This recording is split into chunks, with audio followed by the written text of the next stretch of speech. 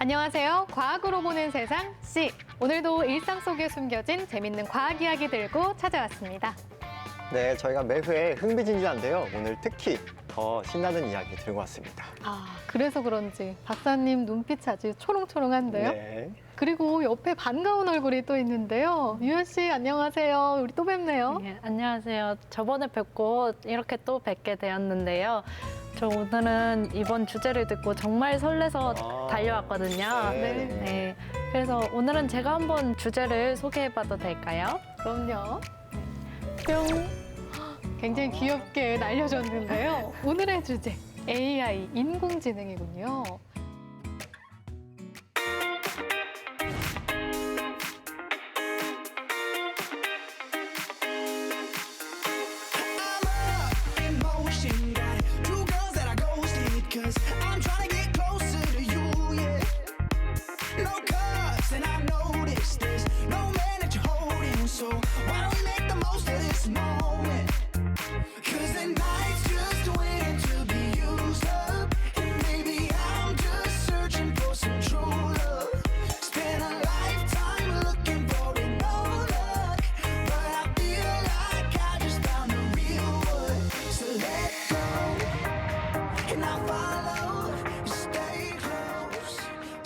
AI, 인공지능이 중요하다는 사실은 이제 모두가 알고 있죠.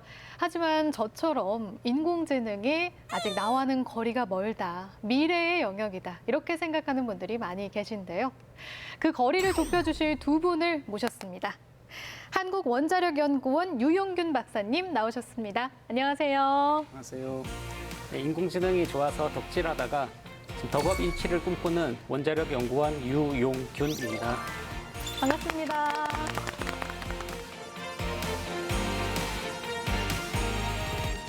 인공지능 기반 스타트업을 운영하고 계시는 전태균 대표님 나오셨습니다. 지구를 보고 미래를 예측하고자 하는 과학자 전태균입니다. 반갑습니다. 반갑습니다. 와, 묵직합니다. 근데 이렇게 세 분은 대기실에서부터 뭔가 서로 편해 보이시고 그러시던데 오늘 첫 만남은 아니시죠? 네, 자주 봤죠. 자주 보는 사이죠. 정말요? 네, 저희 사실 굉장히 자주 보는 사이고 저희가 어떤 사이일지는 채널 고정하시면 나중에 알려드리겠습니다. 알겠습니다. 오늘 많은 이야기 부탁드리겠습니다. 요즘 여기저기서 정말 인공지능이란 단어가 많이 나오고 있어요. 하지만 우리가 인공지능을 피부로 느낀 건 불과 얼마 되지 않았거든요. 2016년 어느 날 갑자기 전 국민에게 저희에게 와닿은 사건이 있었죠. 알파고 네, 맞습니다. 다들 알고 계시는 그 사건이었죠. 네, 정말 다들 주목하면서 보셨을 것 같은데요. 혹시 누가 이길 거라고 예상하셨어요? 저는 그 알파고 사건? 네. 알파고 그 일이 있을 때 중학생이었는데 저는 막연하게 그냥 무조건 사람이 이기지 않을까 이렇게 생각했었는데 한 3판까지 쭉 지는 거예요. 그래가지고 이게 무슨 일이지 하고 쳐다보고 정말 오래전 일 같은 느껴지는 거. 중학생이셨다니. 이때 세월이 느껴지는데요. 또 전문가님들께서는 또 다른 눈으로 좀 바라보셨을 것 같아요. 일단 전문가는 아니고요. 네, 제가 바둑을 어렸을 때 조금 뒀었거든요. 그리고 그 집에서 혼자서 바둑 프로그램을 많이 혼자서 이렇게 바둑 프로그램하고 같이 바둑을 많이 둬봤습니다. 둬보면서 너무 멍청한 거예요. 너무 재미가 없고 너무 컴퓨터가 바둑을 못 두니까 저는 전혀 이제 컴퓨터가 알파고가 이길 거라고 상상을 하지 못했죠. 네, 깜짝 놀랐습니다. 저는 반대로 알파고를 열심히 응원했고요. 그때 당시가 제가 대학원 때 인공지능을 전공을 하고 졸업을 막 앞둔 시점이라서 인공지능을 열심히 응원했었어요. 이제 제 전공이 이제 빛을 보는구나 라고 하면서 알파고를 응원했었던 기억이 있습니다. 그럼 그 결과에 좀 기쁘셨나요? 아주 만족하고 있습니다. 앞길이 열렸다. 저는 사실 예측은 안 하고 그냥 이세돌보다는 이기기를 그냥 간절히 염원했던 기억이 납니다. 아니 근데 알파고 하면 또 이야기를 안 할 수 없는 분이 있다면서요? 알파고로 유명세를 완전 타셨다고 들었는데 소문이 그렇게 났군요. 네, 직접 어떻게 좀 소개를 해주시죠. 제가 5년 전에 알파고가 너무 궁금해서 애트리 동료 한 분과 함께 세미나를 열었어요. 그때 공부했던 자료를 인터넷에 올렸더니 엄청나게 많은 분이 보시고 연락이 오고 했는데 결국에는 제가 어떻게 됐냐면 일간지 이면에 제가 글을 써서 기사로 싣고 KBS 스페셜에 출연하게 되었습니다. 지금 자료 화면 나가나요? 그러면 나오는 건가요? 아, 네. 우와, 옆에 막았어요. 와. 예, 그거 늦추는 건 어렵다고 본 것 이거 뭐 같습니다. 단명국이 될 수 있겠네요. 사람의 입장에서 실수인 거지 컴퓨터는 나름대로 승률이 높은 수라고 생각을 했을 겁니다. 이거 있고 이제 이거 단수 치고 끝났는데요. 여기 이게 문제 18집이요. 19집이네요. 19집. 이거 놀라운 대사건이 벌어지네. 예, 오늘 아주 큰일 났다. 이세돌 그- 수산이시다. 이세돌 그리고 알파고와의 세기 대결 이후에 우리 5년이 지금 흘렀죠. 인공지능은 그 사이에 정말 더더욱 많이 발전을 한 것 같아요. 우리 그 주변에 있는 인공지능에는 무엇이 있을지 한번 생각을 해봅시다. 이렇게 또 저희가 태블릿에 필기를 하고 그러잖아요.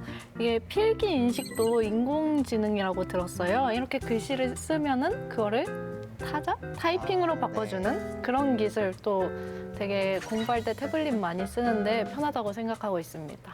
문자 인식, 네. OCR 기술이라고 그러죠. 네. 저는 아직 거리감이 있어서 저는 아직 인공지능 스피커 네. 그게 가장 먼저 떠오르는 것 같아요. 아무래도 그쵸. 실생활에서 가장 많이 접했던 어떻게 분야라서. 활용하세요? 저는 사실 많이 활용하진 못했고요. 저는 부르는 거죠. 부르고 날씨를 주로 물어봤습니다. 날씨. 네. 저는 활용처가 있습니다. 어떤 분요? 라면 끓일 때 타이머, 3분 타이머 하면 타이머 맞춰주고요. 1분 전에 알려주고 타이머 올려줍니다. 그렇군요. 전 여기서 타이머를 맞추고 라면을 끓이신다는 사실이 더 놀라운데요. 타이머 맞춰야 돼요. 그냥 감으로 끓이지 않나요? 우리 같은 팀. 아니 타이머 안 맞추세요? 타이머 맞추죠. 그럼요. 타이머. 저는 감을 합니다. 물량도 정확하게 계량해야 되잖아요. 그럼요. 매뉴얼대로 해야죠. 비커에. 진짜 맛있을 것 같네요. 어떻게 또 다른 그 저희 실생활 분야는 어떤 게 있을까요? 그러니까 저는 좀 어려운 어떤 인공지능 말고 세 가지 정도 예를 들고 싶은데요. 하나는 그냥 인공지능 세탁기. 여러분들 한 8, 90년대 때 유행했던 인공지능 세탁기가 있죠. 그런데 그 세탁기가 지금 그걸 보고 누가 인공지능이냐 얘기를 하지만은 사실 그게 그 당시에 못했던 거를 어떻게 자동화하고 해내면 그걸 인공지능이라고 저는 생각합니다. 그리고 또 인공지능 학자들이 많이 연구하던 것이 그 자동차 내비게이션이에요. 길찾기 알고리즘. 그런 것도 지금 누구나 쓰고 있지만은 인공지능이라고 생각하지 않지만은 인공지능 알고리즘 중에 하나라고 생각을 합니다. 그리고 또 이렇게 느끼지 못하지만 제가 생각했을 때 제 개인적인 의견으로 인공지능을 써서 가장 돈을 많이 버는 회사가 구글이에요. 구글이 어디서 돈을 버냐면은 유튜브 추천 알고리즘. 내가 유튜브를 좀 몇 번 보면은 나도 모르는 나의 취향을 파악해서 이렇게 막 추천을 막 해주죠. 그렇죠. 그거 덕분에 지금 유튜브가 뜨고 구글이 돈을 정말 많이 버는 거라고 생각합니다. 그거야말로 정말 인공지능 기술이 정말 그 파워풀하게 그 적용되고 있는 곳이라 생각합니다. 네, 저 궁금한 게 한 가지 있는데요. 그런 동영상들을 인공지능으로 추천해 주잖아요. 근데 만약 그 돈을 버는 광고도 그 사람의 취향에 따라 뜨는 건가요? 그게 네. 페이스북하고 그 애플하고 사이에 지금 마찰이 있었죠. 그 개인의 취향에 따라 뜨는 게 맞습니다. 맞춤형으로 광고가 떠요. 네. 맞아요. 그래서 제가 어떤 물건을 사려고 서칭을 했던 물건이 자꾸 뜨는 거예요. 맞아요. 줄줄이 뜨죠. 네, 자꾸 사라고 유혹하듯이 그런 게 좀 실생활에서 이미 샀는데 그건 몰라. 그건 모르고 계속 또 사라고. 네. 네, 모르는 사이에 정말 저희 일상에 그냥 스며들어 있었던 것 같아요. 들은 것처럼 프로그램이나 요새 나오는 기계들에 진짜 세탁기에까지 이렇게 인공지능이 다 들어가 있는 것 같은데요. 그렇다면 이런 인공지능은 언제부터 어떤 목적으로 개발되기 시작한 건가요? 사실 인공지능이라는 말이 생겨나고 연구하기 시작한 게 1950년대거든요. 그리고 인공지능은 1950년대부터 말씀하신 것처럼 이제 다양한 방법으로 이제 사람이 보고 듣고 그다음에 생각하고 계획하고 행동하고 이런 다양한 행동들 그리고 직관력들을 기계가 따라할 수 있지 않을까라는 굉장히 단순하면서도 원초적인 목적으로 시작이 됐었습니다.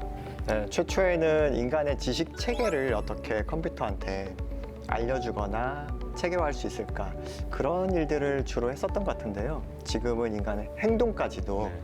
어떻게 학습할 수 있는지 그런 연구들을 하고 있게 됐죠.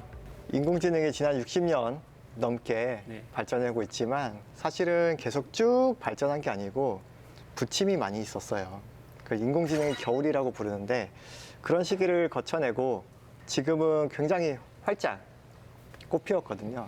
이렇게 된 계기가 있을까요? 네, 제가 인공지능을 제일 가장 모르는 제가 설명 한번 드리겠습니다. 네, 네. 기대하겠습니다. 이제 인공지능.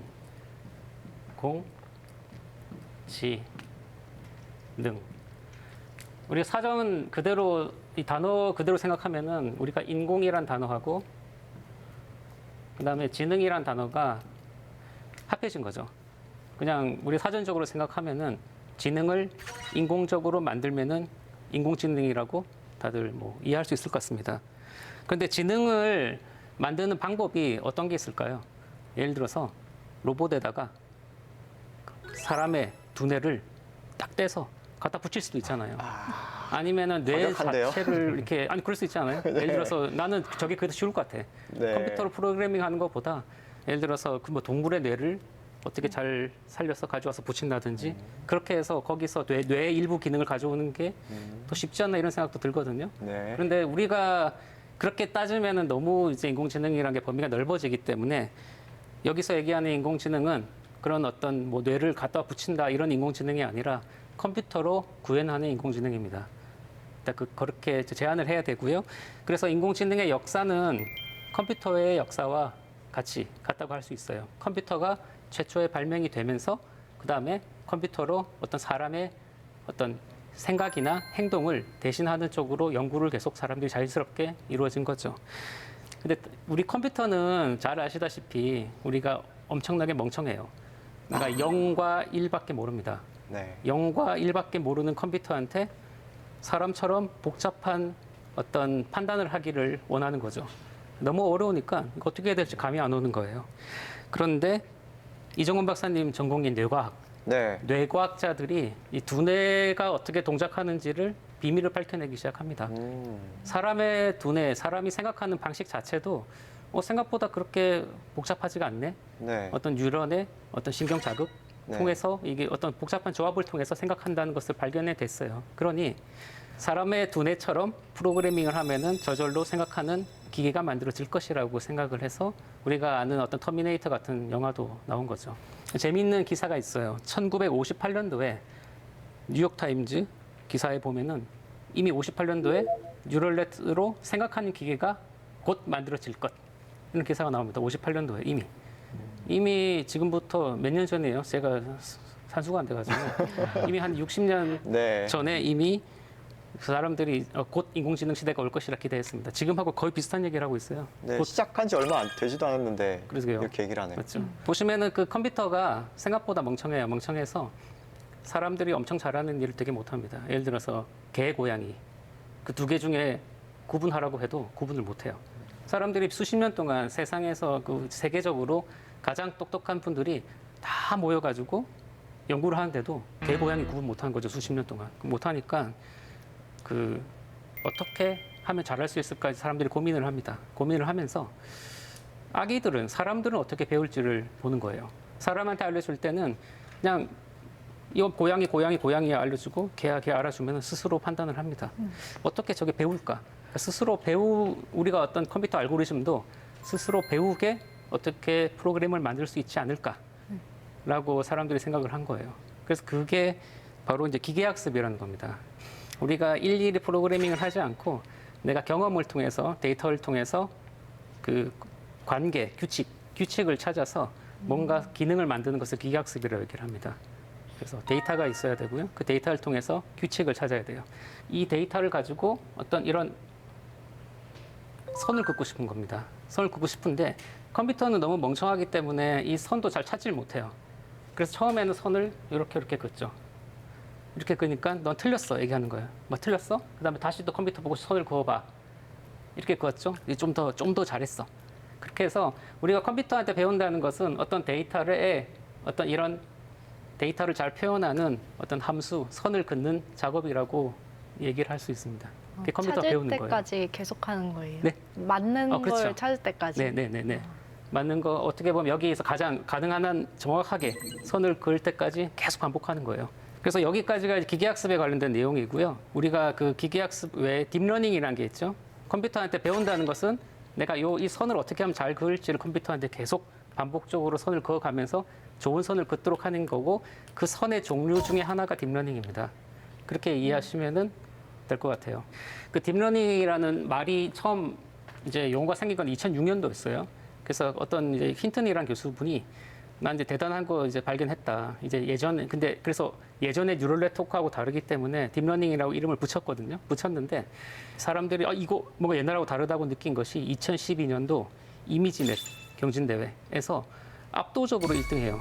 다른 어떤 영상을 인식하는 대회에서 다른 알고리즘보다 거의 뭐 압도적으로 1등하면서 사람들이 다 이제 그때부터 관심을 가기 시작한 거죠. 인공지능 하는 분들은 옛날하고 좀 다르구나. 그리고 그 이후로 이제 아시다시피 그 2016년도에 알파고 사건 터지면서 우리나라는 관심이 많아졌고 그 이후로 뭐 알파폴드라든지 이후에 여러 가지 이런 알고리즘들이 많이 나오고 있습니다. 그다음에 뭐 마지막으로 하나 드리고 싶은 거는 우리가 추구하는 인공지능하고 방법론으로서의 인공지능하고는 조금 다른데 똑같이 같이 묶어서 얘기하기 때문에 약간 혼란이 많이 되는데 그 두 개가 좀 구분할 필요가 있다 생각합니다. 그래서 우리가 지능을 추구하는 인공지능이 있고 또한 우리가 어떤 데이터를 이용해 가지고 어떤 문제를 푸는 그런 방법론으로서의 인공지능이 따로 있거든요. 그래서 그 두 개를 좀 구분해서 앞으로 좀 얘기했으면 좋겠습니다. 감사합니다. 와, 잘 들었습니다. 잘 들었습니다. 감사합니다. 예전에 아까 말씀해 주셨던 것처럼 인공지능 초기의 모델이 이제 사람의 신경망을 연결시켜 놓은 구조를 많이 썼었는데요. 이제 그때 당시에는 크게 2단계 혹은 3단계만 연결을 시켜도 이제 동작시키기가 굉장히 어려웠어요. 근데 지금은 방금 말씀해 주신 것처럼 굉장히 딥한 모델, 이제는 3개가 아니라 100개, 200개까지 연결시킨 굉장히 복잡한 연결을 할 수 있는 모델로서 이제 딥뉴럴 네트워크를 표현하는 딥러닝 모델로 많이들 활용하고 계십니다. 그 규모가 얼마나 달라졌냐면은 예전에는 이 뉴런 개수가 몇십 개 정도 그 정도밖에 학습을 못 시켰는데 지금 어디까지 학습시킬 수가 있죠? 최근에는 뭐 수억 개 네. 이상까지 넘어가는 거죠. 네. 규모가 완전 달라졌어요. 그래서 이제 딥러닝이라고 부르는 거죠. 굉장히 심오해졌군요. 네. 그래도 이 사람의 뉴런 개수는 몇 개예요? 1000억 개. 아직 모르는 거예요. 아직 모르죠. 그래도 네. 날로 정말 늘어날 것 같다는 기대감이 그렇죠. 드는데요. 네. 이렇게 딥러닝과 같은 첨단 기술하고 만나면서 하루가 다르게 정말 발전을 하고 있는 것 같습니다. 그럼 저희 좀 더 깊이 들어가서 전문적으로 어떤 분야에 더 활용이 많이 되고 있는지 좀 알아보겠습니다. 어떤 분야에 좀 더 활용이 되고 있을까요? 최근 뭐 사람을 상대로 하는 서비스 쪽에 인공지능이 굉장히 많이 활용이 되고 있는데요. 실제 호텔이나 아니면은 공항에서 길 안내 혹은 호텔에서 서빙 그리고 주변에서들 한 번씩들 보셨을 것 같은데 실제 식당에서도 음식을 서빙하는 로봇들도 이제 실제 길 안내 그리고 다양한 기능들이 인공지능으로 많이 활용이 되고 있고요. 그리고 요즘에 저는 육아에 인공지능을 굉장히 많이 활용을 하고 있는데요. 제가 아이가 셋이라서 네. 단순히 생각을 해보셔도 이제 아이는 셋이고 부모는 둘이니까 한 명은 누군가 돌봐줘야 되잖아요. 아, 전담 마크가 안 되니까. 네, 맞습니다. 인공지능이 그래서 아이를 인공지능 스피커가 이제 아이와 대신 얘기를 해주고 아무짝에도 쓸 수 없을 텐데 강아지 똥은 쓸쓸하게 혼자서 그다음에 한 명씩 책을 읽어줄 때 이제 한 명은 인공지능이 책을 읽어주고 이렇게 집안에서 열심히 활용을 하고 있습니다. 그렇군요. 설마 번갈아 가면서 이렇게 하시겠죠? 네, 맞습니다. 설마 전담으로 인공지능이 하나에만 맞진 않겠죠? 네. 저는 아이들의 반응이 궁금한데요. 처음에는 아이들도 자기들 말을 잘 못 알아들어서 막 화를 많이 냈었거든요.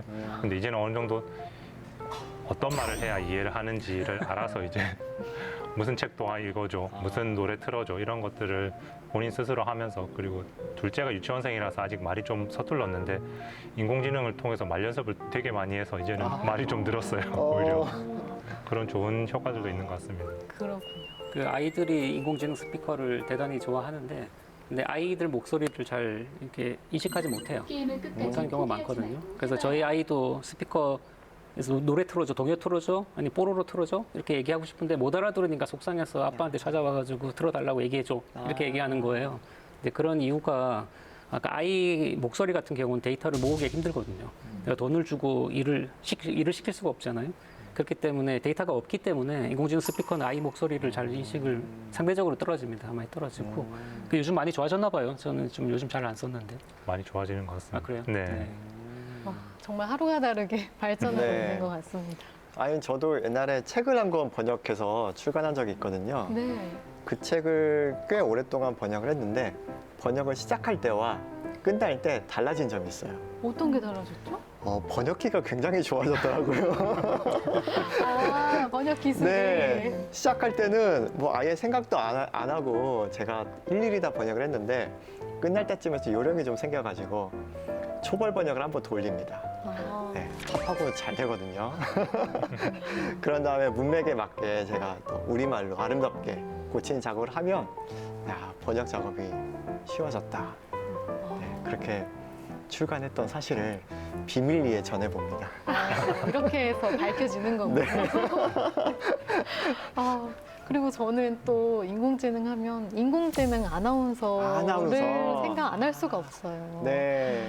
많이들 좀 보셨을 것 같은데 벌써 이미 TV에 나오는 경우들이 있잖아요.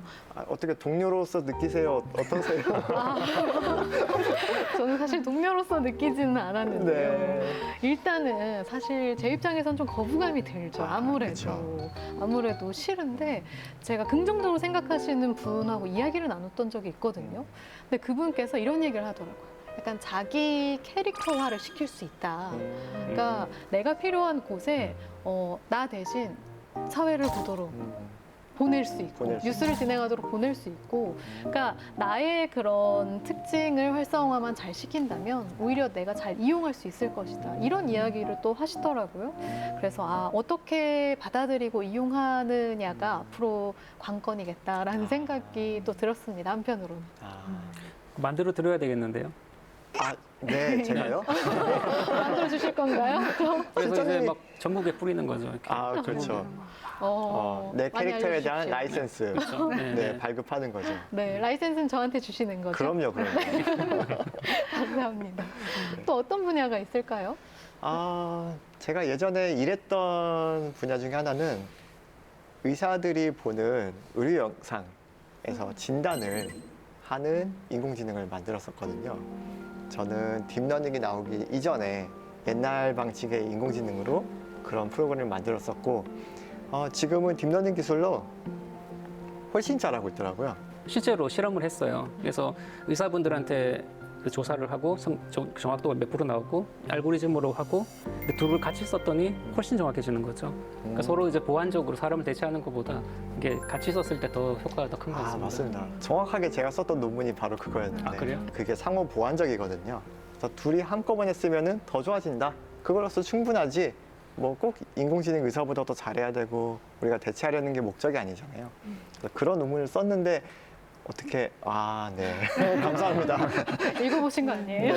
근데 이게 완전히 인간을 대체하기까지는 아직까지 갈 길이 먼 것 같은데 네. 좀 사실 자극적으로 얘기들이 많이 하는 것 같아요. 그리고 아직까지는 서로 이제 상호 보완적으로 이 기술이 이용됐을 때 인간의 약점을 이제 약간 커버해 주는 거죠. 그런 식으로 맞습니다. 적용되는 게 맞는데 바로 어떤 인간을 100% 대체할 거로 기대하고 이렇게 좀 너무 두려워하는 게 아닌가 그런 생각이 듭니다. 그렇죠. 네, 맞습니다. 그런 의미에서 아나운서도 저희 그럼요. 과학으로 본 세상 시도 저 인간 제가 해야 될 것 같습니다. 그럼요. 꼭 필요합니다. 어딜 가세요? 네, 그리고 저도 이 얘기를 듣고 나니까 제가 또 봤던 인공지능이 생각이 나는데 막 법률 관련 드라마가 많이 나오잖아요. 막 그런 거 보면 주인공들 책상 위에 막 이만큼씩 판례가 쌓여져 있고 그런데 또 이런 법률 관련 알파로라고 알파고랑 비슷한 이름인데 이런 인공지능도 나왔다 들었는데 이렇게 인공지능 변호사끼리 대결 대회가 있었는데 거기서 또 인간과 인공지능 변호사가 협업을 해서 이렇게 한 팀들이 우승을 했다고 들었어요.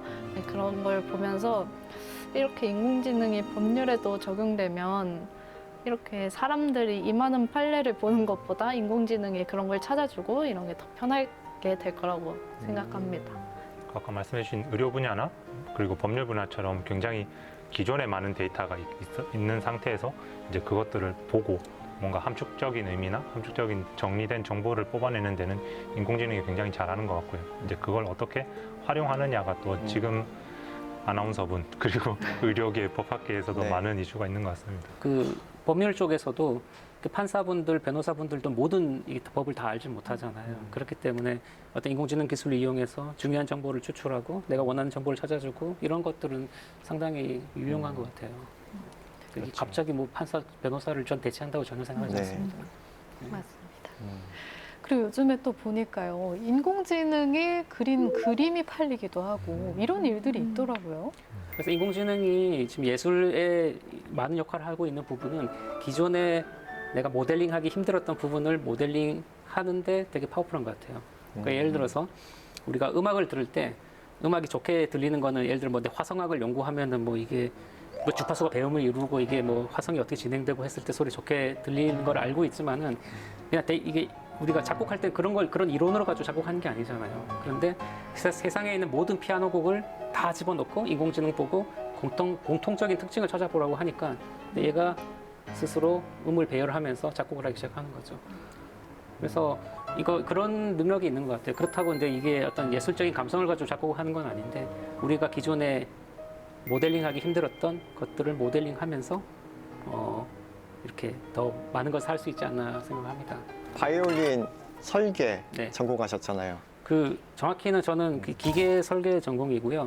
근데 제가 공부를 하기 싫어서 옛날에 딴 따라 막 하다가 좀 좋아하는 거를 계속 하고 싶어서 바이올린을 설계하는 쪽으로 이렇게 논문을 썼고요. 전혀 상상도 못했는데요. 바이올린 설계를 또 직접 하시고 논문까지 쓰셨다는. 네, 바이올린 설계라 그러면은 과장이고요. 바이올린의 아주 제일 단순한 부분이 있습니다. 이 차원으로 돼 있고 구멍만 뚫으면 되잖아요. 그러니까 이 부분을 어떻게 만들면은 소리가 어떻게 변한다. 그런 거에 대한 연구를 조금 했어요. 조금. 브릿지 구멍 설계 박사님.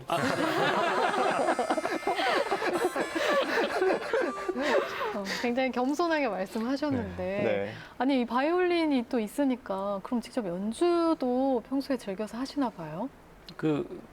예전에 이제 공부를 해야 될 땐 바이올린이 재밌었는데 이제 졸업하고 나니까 잘 안 하게 되더라고요. 약간 시험 기간에 게임 열심히 하다가 요즘 취미로 계속 하고 있습니다. 근데 아마 1년에 한두 번 정도 잡고 있어요. 요즘은. 네. 일종의 약간 그냥 단순하게 얘기해서 인공지능 피아노하고 바이올린 협연을 한 적이 있습니다. 뭘 했냐면은 피아노 곡들, 세상에 있는 엄청나게 많은 피아노 곡들을 다 컴퓨터에 집어넣고 규칙을 찾아보라고 해서 작곡을 한 게 하나가 있었고요. 또 하나는 우리가 세계적인 피아니스트들의 연주하는 스타일을 훔치는 거죠. 훔쳐서 내가 새로운 악보를 집어넣었을 때 내가 세계적인 피아니스트처럼 흉내내서 치는 거예요. 네. 그거를 연구한 분이 카이스트의 카이스트 남주환 교수님. 남주환 교수님. 네, 남주환 교수님 계셨는데 그 교수님한테 도움을 받아서 저희가 이제 인공지능으로 작곡도 하고 인공지능으로 피아노로 연주를 하고 제가 옆에서 그냥 바이올린 옆에서 그냥 이렇게 조금 깨갱하고 이렇게 공연을 한 적이 있습니다. 인공지능과의 협연이네요. 네네. 근데 저 깜짝 놀란 게 저도 그냥 깜짝 놀란 게 남주환 교수님께서 처음으로 이런 협연을 해본 거라 이야기하시더라고요. 그래서 참 죄송스럽기도 하고 좀 세계적인 바이올리니스트하고 같이 하셨어야 되는데 저하고 처음 하셔가지고 조금 죄송스럽게 생각합니다. 아니 뭔가 느낌이 그럼 좀 색다르셨을 것 같아요. 그게 반주를 저도 이제 그런 미디라고 그러죠. 그런 반주 악보를 집어넣어서 많이 찍어봤어요, 제가. 찍으면 근데 좀 재미가 없는 게 반주가 그냥 그 정박자에 그냥 딱 기계적으로 치잖아요. 느낌이 안 재미가 나죠. 없는데 근데 그 남주환 교수님께서 만들어 주신 그 거는 노래는 정말 사람이 치는 느낌이 나요. 뭐 이렇게 막 늘어졌다 빨라졌다가 밀당이 페달도 있군요. 밟았다가 커졌다가 하면서 약간 음악적인 느낌이 거기 다 들어가 있어요. 되게 그래서 더 이제 연주하는 입장에서는 조금 더 사람하고 연주하는 느낌이 나죠. 근데 기계 반주 그냥 내가 MR 틀어놓고 연주하는 것보다는 네. 정말 사람 반주로 연주하는 기분이 납니다. 훨씬 몰입이 되겠네요. 연주하면서도. 네, 네. 전태균 대표님께서는 인공지능과 관련해서 스타트업을 운영하고 계신다고 들었는데 이 앞서 말한 분야들과 다른 분야와 협업하고 계신 건가요? 네, 저는 인공지능 기술을 이용해서 이제 우리가 살고 있는 지구를 바라보면서 이제 어떤 미래의 현명한 결정을 할 수 있을까라는 주제를 가지고 스타트업을 하고 있고요. 말씀이 나오실 것 같아서 네. 자료를 준비를 했습니다. 네. 준비를 하셨군요. 강의를 한번 부탁드리겠습니다. 알겠습니다. 인공지능 기술을 중심으로 한 인공위성을 활용을 해서 우리가 살고 있는 지구를 보면서 어떠한 관측을 할 수 있고 그리고 어떤 것들을 살펴보고 어떠한 결정을 내릴 수가 있는지에 굉장히 많은 호기심을 느껴서 이런 것들을 연구하고 실제 개발하는 스타트업을 하고 있고요. 이제 인공위성은 간단하게 생각을 하시면은 굉장히 좋은 카메라가 이제 지구를 넘어서 우주에 떠 있는 아주 좋은 카메라예요. 저희가 DSLR 그리고 디지털 카메라가 발전하는 걸 같이 봐왔던 것처럼 이제 위성에 탑재되는 카메라도 그렇게 계속 발전을 해왔어요. 그리고 지금은 이제 굉장히 좋은 해상도로 우주에서 사진을 촬영할 수가 있고 그리고 지금은 차량 혹은 사람의 머리 정도까지를 구분할 수 있을 만큼 굉장히 사진의 해상도가 좋아졌어요. 그래서 예전에는 아예 없던 산업군이었어요. 하지만 지금은 굉장히 좋은 카메라가 그렇게 좋은 해상도의 영상을 촬영하고 그리고 그 수도 굉장히 많아지는데 도대체 이걸 어디다 써야 될지가 막연한 시점입니다. 위성 영상 한 장의 실제 크기는 저희 대전시를 위성 영상 한 장이면 다 찍을 수가 있어요. 그리고 서울특별시 정도면 위성 영상 4장 정도면 서울시 전역을 다 촬영할 수가 있어서 만약 오늘 아침 7시에 서울시에 과연 차량이 몇 대나 있었을까라는 거는 다양한 방법으로 알아볼 수가 있지만 위성 영상은 굉장히 단순하고 획기적이고 그리고 명확하게 알 수 있는 방법으로 떠오르고 있습니다.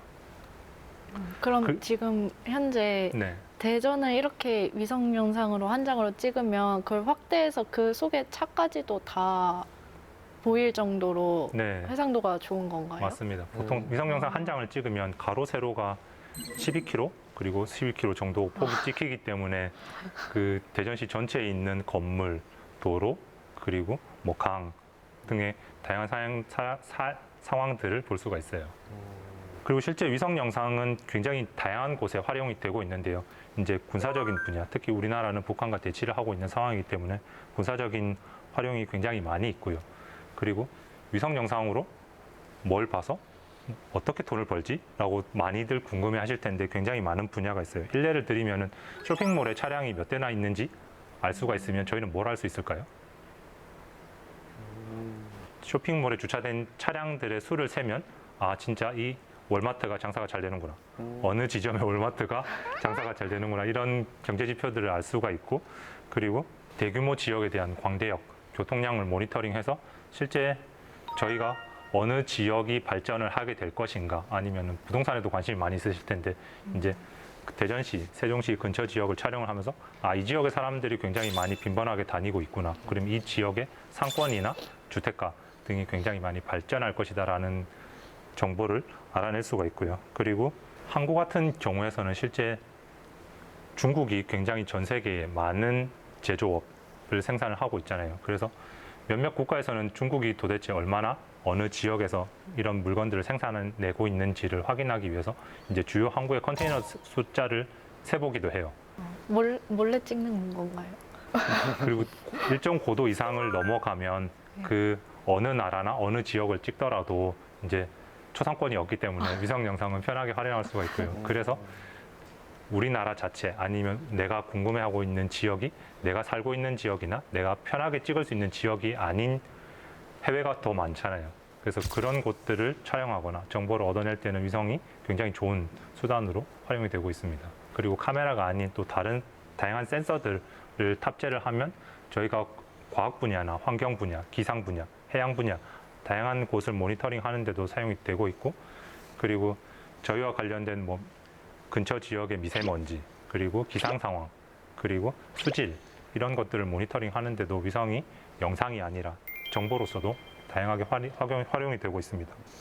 그리고 실제 저희가 미국 국방부에서 이런 경진대회를 주최를 한 적이 있어요. 전 세계 10년 동안 발생했었던 쓰나미, 홍수, 태풍, 지진 이런 것들을 통해서 이건 우리 전 세계가 같이 풀어야 될 문제다라고 인공지능으로 풀어보자라고 챌린지를 열었었고, 이제 다양한 국가에서 도전을 했었고 저희도 거기에 참여를 해서 의미 있는 결과를 얻었고요. 그래서 이런 기술 같은 경우에는 굉장히 의미 있는 기술이라서 상업적으로 이용되기보다는 이제 전 세계가 공유하는 게 좋겠다라고 해서 저희 인공지능 기술을 전 세계 공유하게 됐고, 그리고 크게 인공지능이 여기까지 혁신적으로 발전하게 됐었던 큰 이유 중에 하나가 그 공유 문화라고 생각을 합니다. 그래서 이런 인공지능 기술이 훨씬 더 빨리 발전하기 위해서는 이런 쓰임새 있는 기술이라면은 전 세계에 공유를 해서 이제 더 나은 발전을 하게끔 하도록 하는 게 의미 있는 일이 아닌가라고 생각을 하고 있습니다. 네, 감사합니다. 잘 들었습니다. 감사합니다. 네, 인공위성부터 이제 경제 분야 이야기까지 정말 이 인공지능이 분야가 정말 생각보다 더 넓구나 하는 생각이 드는데요. 그 인공지능 그 학자들도 요즘 관심 있는 거는 이게 어디다 쓰일 수 있느냐, 어디서 돈을 벌어줄 수 있느냐에 관심 많거든요. 그래서 사실 그 많은 기업들이 인공지능 기술력이 있다고 해도 돈을 못 버는 곳이 많아요. 근데 전 대표님은 저는 개인적으로도 정말 대단하다고 생각하는 게 정말 좋은 아이템 그리고 그 아이템의 기술을 정말 많이 쌓으셔가지고 저는 그 인공지능 쪽의 어떤 스타트업 회사 쪽에서는 거의 전 최고 수준의 어떤 이런 회사라고 생각합니다. 저도 사실은 제가 연구소 생활을 오래 해왔는데 재밌는 일을 한번 해보려고 회사를 준비하고 있거든요. 아, 정말요? 네. 데이터라는 것이 굉장히 멀리 있잖아요. 우리가 보기에. 차갑고 손에 잡히지도 않고 모래알처럼 흩어지기만 하고, 저는 그런 것들을 조약돌처럼 예쁘게 빛나게 만들어가지고 사람들 손에 쥐어주고 싶어요. 만지고 느끼고 예뻐하고 감상할 수 있게.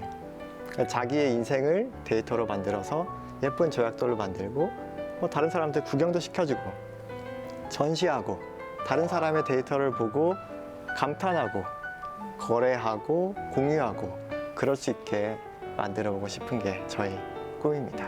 와, 저는 데이터의 진심을 전달해드리고 싶습니다. 와, 기대하겠습니다. 네. 아니, 너무 멋집니다. 멋지게 말씀해 주셔가지고 구체적인 건 조약돌이란 말이. 모르겠지만 네, 구체적인 건 굉장히 몰라요. 그분 응원하겠습니다. 되게 부러워요. 부럽고. 그러니까 이제 그 다음에 작업하실 거 아닌가요? 그러니까요. 그 다음에 하시겠는데요? 저는 이제 아이템이 아직 없어서 근데 너무 이게 신나하시는 모습 보니까 너무 부럽고 보기 좋고 그렇습니다. 저도 AI 공부해서 한번 기회를 잡을 줄 아네요. 근데 이야기를 하면 할수록 말이죠. 세 분의 케미가 너무 좋아 보여요. 너무 각별해 보이는데 아까 유현 씨가 또 궁금하다고 하지 않으셨어요? 이 세 분의 사이가? 네, 딱 대기실에 뭔가 처음 들어오셨는데 전혀 서먹서먹한 느낌이 없더라고요. 그래가지고 몇 번 많이 본 분들 같은데 싶었어요. 저희가 AI 프렌즈라는 대전 기반으로 하는 커뮤니티를 같이 하고 있고요. AI 프렌즈라고 해서 즈장님이라고 부르거든요. 네? 즈장님. 지장님. 네네네. 학교에는 교장이 있고, 네, 대학원에는 원장이 있잖아요. 그 프렌즈의 즈장님이 계시는데 누구시죠? 여기 바로 앉아 계십니다. 지장님이셨군요. 네네. 몰라 뵀습니다. 네. 어떻게 그럼 지장님께서 소개를 좀 해주시죠. AI 프렌즈에 대해. 그러니까 인공지능이 걱정하시는 것만큼 그렇게 무섭지 않다.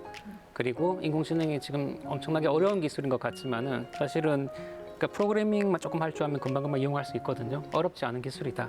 그런 우리가 좀 프렌들리하다는 거죠. 그런 것들을 이제 우리가 인공지능 기술을 좀 더 많은 분들이 같이 나누고 같이 공부할 수 있도록 노력하는 우리 그 대전 지역의 커뮤니티입니다. 인공지능 커뮤니티예요. 혹시 몇 분이나 계시나요? 저희가 그러니까 회원을 이제 도장을 딱 찍고 회원을 받지 않기 때문에 좀 경기가 모호하긴 한데요. 저희가 이제 카카오톡 단톡방 기준으로는 580명 정도 되고 뭐 페이스북이나 유튜브 같은 데 이제 구독자 기준으로는 2,500명 정도 됩니다. 근데 그 중에서 또 두 분이 좀 높은 위치에 있으실 것 같은데 어떤 역할을 하고 계신가요? 저는 지장님이 시키는 일을 하고 있습니다. 지장님의 비서이신가요? 저는 이렇게 후방에서 지원해 주는 역할을 하고 최전방에서는 전태균 박사님 이렇게 인공지능 사업화 쪽으로 열심히 하고 계시죠. 네. 저는 그냥 돌격대장만 하고 있습니다. 열심히 앞으로 치고 나가는 역할을 하고 있고요. 진격 앞으로. 네. 네. 다들 역할이 다 있으셨군요. 그렇다면 이렇게 돌격대장 지장님 그리고 2호 창업 예정이신 세 분께서 생각하시는 인공지능과 함께하는 미래는 어떤 모습인가요? 인공지능과 함께하는 미래는 되게 다양할 것 같아요. 그리고 지금 저희가 여태까지 많은 이야기들 나누고 그다음에 즐겁게 떠들고 나누곤 했지만은 그 실제 인공지능이 나타나고 나면서 이제 사람은 더 게을러질 것 같고요. 그리고 더 많은 상상력 그리고 인공지능이 가지고 있는 한계는 결국 사람의 상상력의 한계랑 거의 맞닿아 있다고 생각이 들거든요. 그래서 사람이 얼마나 많은 일들을 할 수 있을까라는 거를 미리 상상을 하고 알려줘야 또 더 좋은 인공지능이 발전하지 않을까 그렇게 생각합니다. 저는 그 이 기술이 발달하면서 뭐 예를 들어 산업혁명이 일어나면서 우리가 뭐 예를 들어서 먹고 사는 문제가 해결이 되고 여러 가지 문제점들이 그리고 이제 인공지능 통해서 단순 반복할 수 있는 이런 일들이 많이 이제 기계나 아니 컴퓨터로 대체되면서 우리가 좀 더 정신적인 풍요로움을 누릴 수 있는 사회로 갈 수 있다고 생각합니다. 우리가 점점 뭐 우리가 조금 더 우리가 맛있는 음식을 먹을 수 있게 되고 예를 들어서 내가 이런 음악이나 예술에 좀 더 여유를 가질 수 있게 되고 뭐 전 인공지능을 통해서 그리고 또 예를 들어서 예전에 우리가 소외됐던 사회 약자분들 예를 들어서 어떤 장애인분들이라든지 이런 분들이 이런 기술을 이용해 가지고 또 더 행동할 수 있고 살 수 있고 이런 것처럼 좀 세상을 더 풍요롭게 하는 쪽으로 저는 이렇게 긍정적으로 보고 있어요. 네. 이용될 거라고 생각합니다. 커뮤니티 이름처럼 마치 친구처럼 네. 갈 수 있다는 말씀이시죠? 맞습니다. 인공지능과 사람이 서로 잘하는 게 다른 것 같아요. 그래서 내가 잘하는 거를 인공지능이 잘하고 아니죠. 내가 잘하는 거를 인공지능이 좀 못하더라도 내가 부족한 부분을 인공지능이 채워줄 수 있으면 상호 협력하는 게 좋은 길인 것 같고요. 그런 것들을 모라벨의 역설이라고 하거든요. 네. 모라벨이라는 과학자의 이름을 따서 상호 보완적인 관계에 있다. 서로 잘하는 것이 다르다. 이런 얘기들이 있습니다. 세 분의 이야기를 들으니까 굉장히 희망적인데요. 기대가 됩니다. 앞으로의 미래가.